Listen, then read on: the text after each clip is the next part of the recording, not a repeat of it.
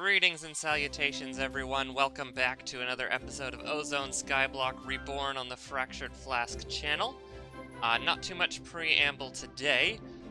I said we were going to fight the Gaia Guardian, and we are going to fight the Gaia Guardian. I have constructed this arena. I have some Terra Steel here, and actually a lot more Terra Steel, because I made some seeds for it. I just bit the bullet, spent the mana, and did it. Those Gaia pylons down there made just Elementium, Pixie Dust, we've seen that before, normal beacon. And I believe all we have to do to start the Gaia fight is shift-click this on the beacon? Yeah. So, my apologies for the first bit, the first fight, rather. The music is very loud, and there's lots of mob sounds, so I'm just going to lower the game audio entirely, so you won't be able to hear much of the game at all. You'll be able to hear a little bit, but after that we should be able to muffle any relevant sounds. So, without further ado, I have all my augments, I have all my armor, my weapons, powerful. Let's go. Music, loud. And the arena was just the right size. Nice. Get him. Not being able to be withered, very useful. I am still taking damage, though, which is interesting. This armor isn't invincibility, obviously. Can I kill it before the second phase comes on? Oh, nope. There's another phase. Just deal with all of this. I'm resistant to fire and everything, so I'll just eat here. Gotta keep my food up, I think is important. Where is it? I think I just kill mobs until the Gaia Guardian comes back down here. Not too much of a big deal. Die, die. This fight is more annoying at this level than it is difficult. Yet, down here, you annoying Gaia Guardian. There you are. One more. There we go. And from that, we get 8 Gaia Spirits. Okay. So, if we craft our first Gaia Ingot here, we complete the Theta chapter, get a legendary reward, which is a block of dark matter. Okay, we'll use that later. But yeah. So, there is a more powerful Gaia Guardian fight that we are going to do today. But first, I want to, make some Gaia seeds. So we're gonna put this botany pot down here because for the tier 6 seeds, which you need Insanium farmland for, normally you would need a crux to go under the farmland, but it doesn't apply if you do the botany pot. So I'm just gonna make it with the botany pot. Okay, get our seeds. And the Gaia seeds. Oh, it's Insanium. I will be back in a second. Alright, got that dealt with. Where did I put it? Oh, there it is. I already had enough to make it because I had let the machine run a bit while I was grinding earlier. So if we make now the Gaia Spirit seeds, and we put them in here, that won't have completed the actual quest, of course, because you need stuff like these crux, which is a lot, but that can grow there. Let's see if we can speed it up at all. Because we'll need this to play. I don't think that works. We will need a Gaia Ingot in order to fight the harder Gaia Guardian, which will get us the real good stuff. So I'm gonna wait for this to grow a little bit, and then I'll be back. You know what? Never mind.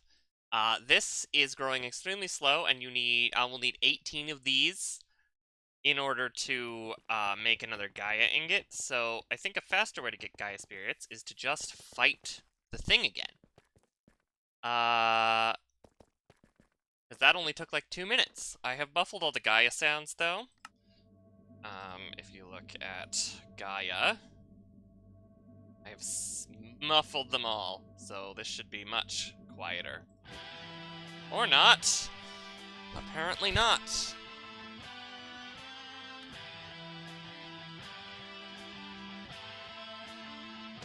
Well, I guess I'm lowering it this time, too.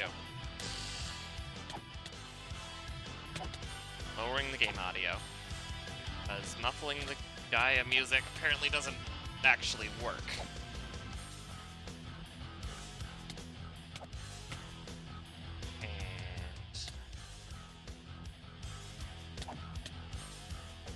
Ugh, one more hit. Kill mobs till it comes back.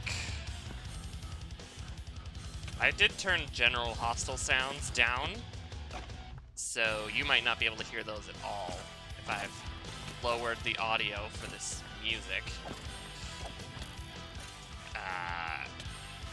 This fight is just kind of annoying.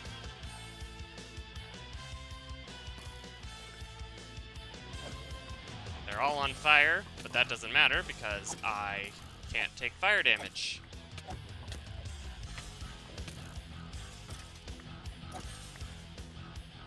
Okay, come on. I'm back down. And one more hit. There you go. 8 more Gaia spirits. Now, we take a Terra Steel, make a Gaia ingot, we offload all of this random stuff into our loot bag, we eat up, and now the harder fight. Also, we'll be muting this, or lowering the game audio for this. I'm speed. It has many HPs.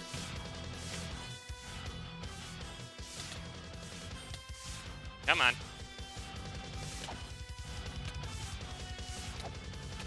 Thing is, we actually need to do this 6 times, because each one of these will give us a special dice thing that will give us a powerful item that we want. And you can only get one of them per, or you can get all 6. So we need to fight this advanced Guardian 6 times.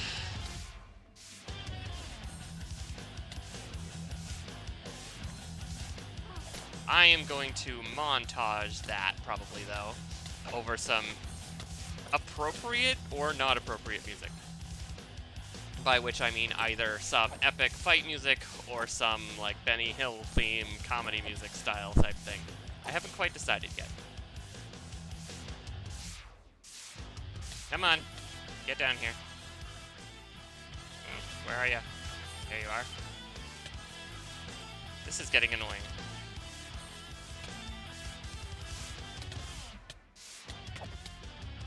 Ah, there you go. At the mercy, the dream. Okay. Now we will store all of these kinds of loots. It drops a whole bunch of stuff. Mana pearls, runes, loot bags. We do need, where are they? The Gaia spirits. We need the Terra Steel. Which actually, let's just make our Gaia ingots now. I'll do 5 more rituals. And we want these. First things first, what does this do? I don't know. But we will leave it there. We're going to put the Terra Steel away. And now you get to see either a dramatic montage or a ridiculous montage. Because I'm going to do this 5 more times. Here we go. Okay, sorry about that little clip there. I was trying to muffle the sound, but apparently it just doesn't work.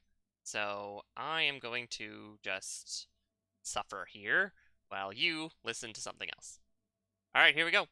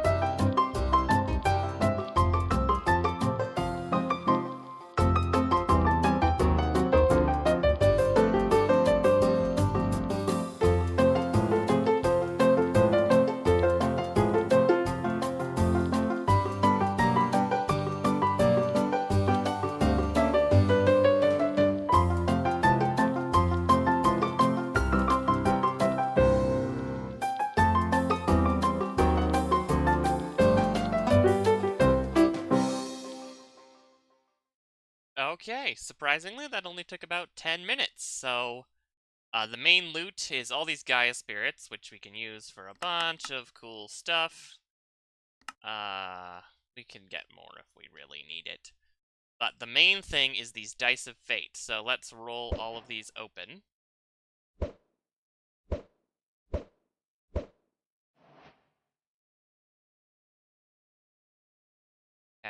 Now, I think we can combine these into... How do we combine these? There's a way to combine these, I think.